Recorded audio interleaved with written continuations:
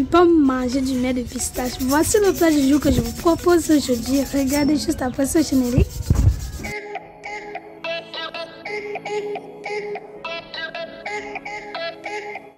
Je suis peut-être au reste de pistache qui traîne à la maison comme par. Alors je décide de vous partager ma recette sur le miel de pistache, ce qu'on appelle encore généralement des graines de gauche. Comme je vous ai dit, je fais vraiment avec ce que j'avais à la maison. Donc du coup, commencez par mélanger les graines de pistache avec du crevette. Si vous avez plus de crevettes que moi, ajoutez plus. Bon, moi c'est ce que je vous ai dit que j'avais à la maison.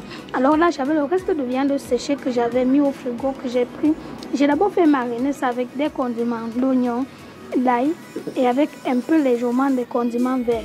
Donc ça peut mariner même pendant 10 minutes de façon à ce que l'odeur qui va sortir dans le bœuf, c'est ça que vous allez ajouter dans votre mélange. Alors ajoutez du poivre noir et du poivre blanc, de l'ail et des échalotes du village. Quand je parle d'échalotes, ça veut dire des petits oignons du village. Et le poivre noir, ça permet à ce que vous ne puissiez pas vous faire purger par le pistache, parce que le pistache il est très dangereux pour le vendre lorsque c'est mal cuit. Donc du coup, ajoutez un peu du poivre blanc et du poivre noir. Je fais une précision sur ça. Et faites le mélange. N'oubliez pas le sel d'ailleurs.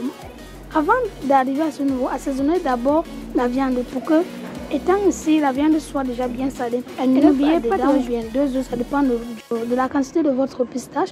Ça permet à ce que non seulement le pistache il va gonfler, mais aussi ça fait en sorte que le pistache ne va pas coller sur les feuilles.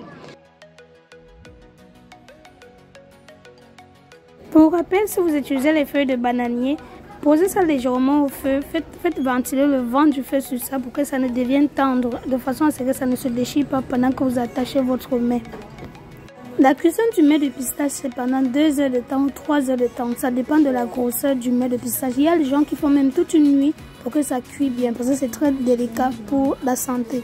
Donc du coup, prenez le temps de le mettre au feu, surtout le feu du bois, voilà, le feu du charbon, et ajoutez-le de temps en temps. Moi, j'ai superposé parce que je ne veux pas que mon pistache, ça bouffe de l'eau. Donc du coup, mettez ça au-dessus. Alors là, mon pistache est déjà en train de cuire. Donc ajoutez-le lorsque ça sèche, ajoutez. Et je vous souhaite bonne dégustation pour tous ceux qui vont regarder cette vidéo et partager surtout. Et je vous dis à très bientôt.